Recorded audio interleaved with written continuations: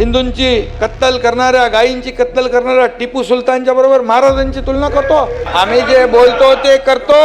हिम्मत करणे, हिम्मत की किंमत आहे ना, हिम्मत किया की नाही।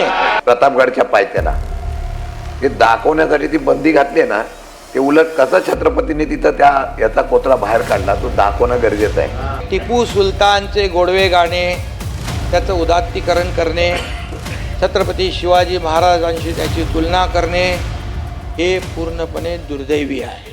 तो संवेदनशील विषय आपल्या सर्वांसाठी आणि म्हणून सीमावासियांच्या पाठीशी संपूर्ण सभागृह, सत्ताधारी काय विरोधक काय, आपण सगळेच, आपली सगळ्यांची जबाबदारी आहे की त्यांच्या मागं उभं राहण्याची, आणि ते आपण उभं राहणार आहोत। आणि म्हणून या ठिकाणी भाई, आपण भाषणाची सुरुवात, महाराष्ट्र हे पुरोगामी राज्य आहे का, या महाराष्ट्रामध्ये आणि मुंबईमध्ये धार्मिक उन्माद वाढलाय, महाराष्ट्राचा लौकिक असा आहे, आरोप केला, जातीय तेढ निर्माण होते असा देखील आरोप केला। पण मी आपल्याला एकच सांगतो भाई, असा आरोप करण्यापूर्वी महाराष्ट्रामध्ये धार्मिक तेढ कोण वाढवतंय याचा देखील विचार केला पाहिजे, याची माहिती घेतली पाहिजे।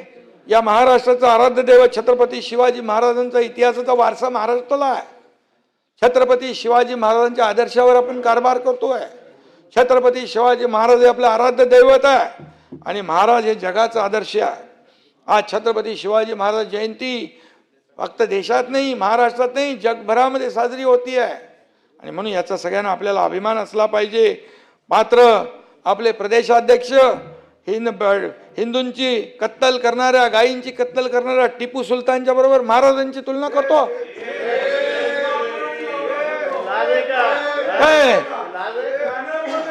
अरे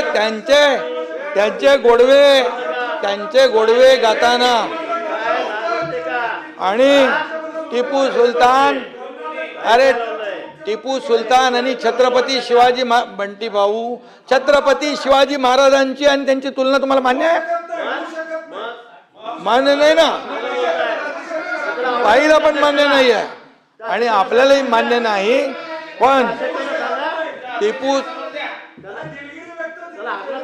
टिपू सुलतान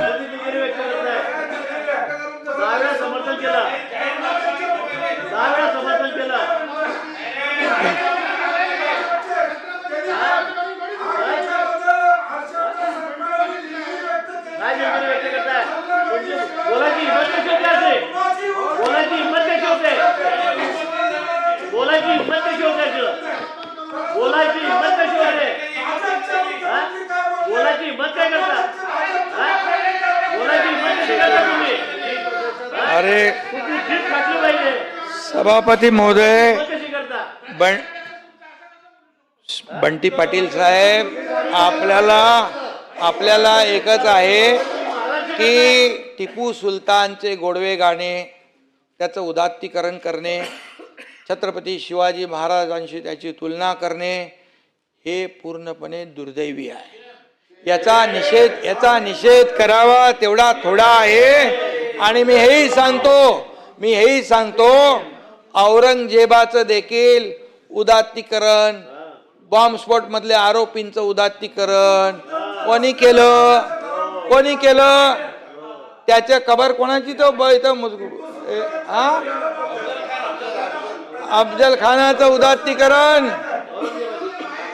अरे बाबा, अफजल इतके वर्ष, शशिकांतजींना माहित आहे अफजल खानाचं प्रतापगडावरचं, सगळी माहिती आहे ना, इतके वर्ष।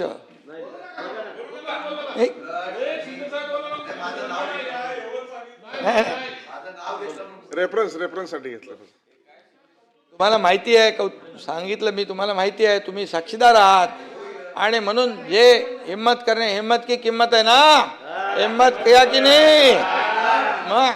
आणि म्हणून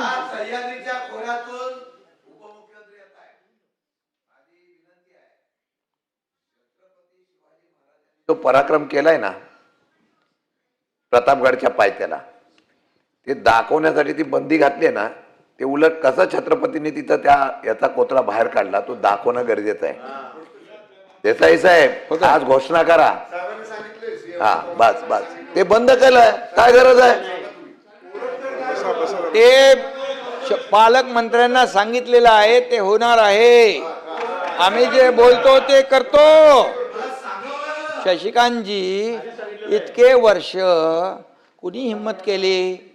अशाच नवनवीन अपडेट्ससाठी डिजिटल कोल्हापूर चॅनेलला सबस्क्राईब करायला विसरू नका.